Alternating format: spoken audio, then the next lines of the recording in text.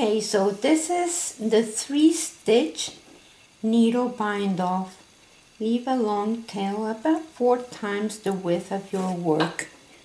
And you're going to go and pick up 3 stitches purlwise. And then go through that first one only at the beginning. You only need to do that on the first one. So let go. Now you go and pick up the next 3. That means the 2 plus 1 purlwise,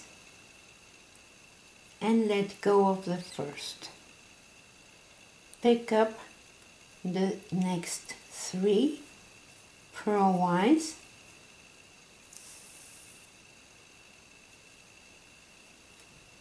and let go of the first. Pick up 3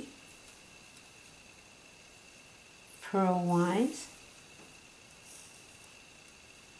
and let go of the first. Pick up 3 and let go of the first. Pick up 3 and let go of the first. And it gives you a very nice kind of picot finish. So pick up 3 and let go of the first. Pick up 3 and let go of the first. Pick up 3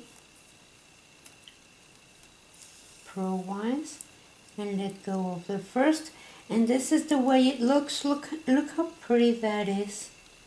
And it's very nice, pretty flexible. So thank you for watching.